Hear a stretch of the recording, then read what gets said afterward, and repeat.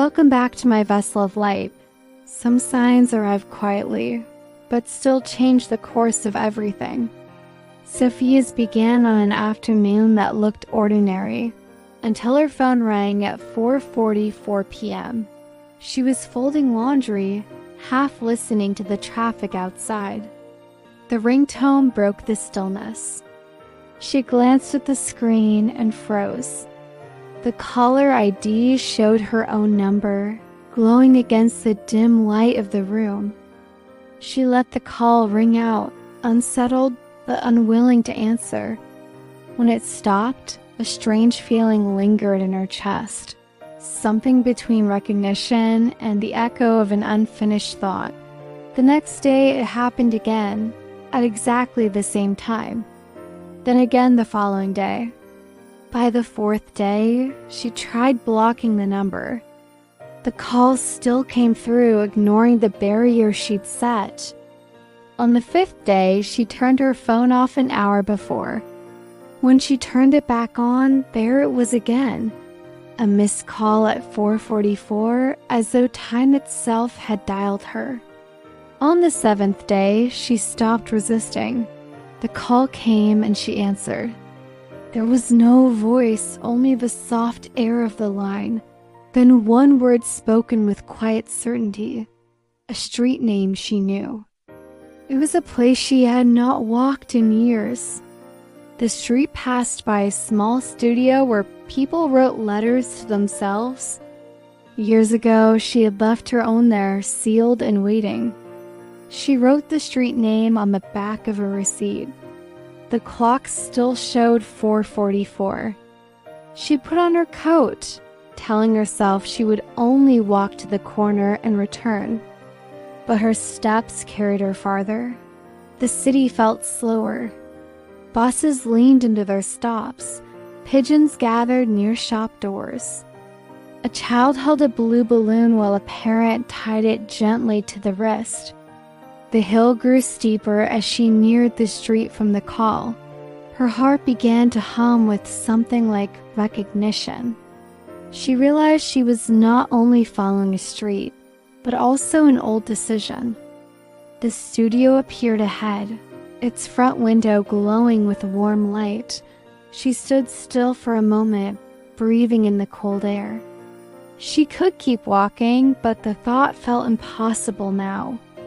When your own life calls you, you do not keep it waiting. She opened the door. Small bells chimed above her. Inside, the air smelled of paper, tea, and the soft edge of rain. Tables were scattered around the room, each holding pens, envelopes, and bowls of stamps. The woman at the counter looked up. Recognition crossed her face. "You came back," she said softly. Sophia began explaining about the calls, the time, the street name. The woman listened with the patience of someone who understands more than they say, then asked if she wanted her letter. Sophia froze. The woman opened a drawer and took out a sealed envelope. Her name was written on it in her own handwriting, softer than the way she wrote for daily life. On the flap was a small tear, like someone had almost opened it and then stopped. "You left this here years ago," the woman said. "You told me to keep it until you were ready." Sophia carried the envelope to a small desk by the window. She rested her hands on it for a moment, then broke the seal. The sound of paper opening was soft but deliberate. Inside was a single page. The letter was simple, not dramatic. A list of promises she had made to herself when she was 29, tired of living smaller than she truly was.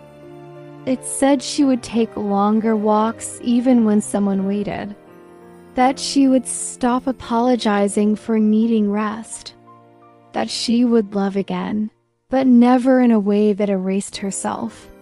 At the bottom, underlined twice, were the words, "Call me when you're ready."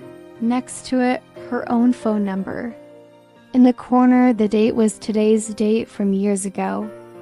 Sophia sat very still, reading the page again. Then she took out her phone. It was 5:11 now, but the echo of 4:44 was still strong. She dialed the number written there. The call connected. She heard her own breathing slow, her shoulders easing. She said the simplest words she'd been holding back for years. "I am ready to start." The woman at the counter brought her a mug of tea. "Starting takes less energy than waiting," she said. "Waiting is carrying a heavy bag that never moves. Starting is putting it down." Sophia left the studio with the envelope in her pocket. She saved the number in her phone under the name Future Me. The long way home felt like the only way to walk. The city seemed different now. She passed a shop that repaired lamps and saw one glowing faintly in the window. Brass stem, pale shade. It felt like something she'd been missing. She stepped inside, ran her fingers along the smooth surface, and decided it belonged on her table. It wasn't expensive. It wasn't for anyone's approval. It simply felt right. At home, she cleared a space on her table. She set the lamp down, plugged it in, and watched its warm light spill across the wood. It felt like a small beginning. She picked up her phone and sent a message to someone she cared about, but often replied to too late. "I'm sorry for the quiet. I misplaced myself. I'm finding me now." The reply came quickly, a heart. She opened her notes app and typed, "Tonight I began again by answering my own call." It struck her how beginning rarely looks impressive from outside. The next day, 4:44 arrived with only one short ring before silence. Some messages only need to arrive until they are received. She smiled, understanding that the call had done its work. Over the following weeks, she visited the studio regularly. She wrote new letters, not to fix herself, but to spend time with the part of her that still knew the way forward. She noticed other calls from life. The smell of fresh bread pulling her into a bakery, the sound of music through an open window, the way morning light fell across her desk. None of these moments were grand, but each was hers. She wore the shoes that fit. She chose conversations that nourished her. She rested without apology and walked without destination. Slowly, the life she had postponed began to move, not as a perfect picture, but as a place she could live in fully. The quiet was no longer empty, but filled with presence. If your own life has been calling in ways you have ignored, let this be the moment you answer. My vessel of light is here, so you never have to start in the dark.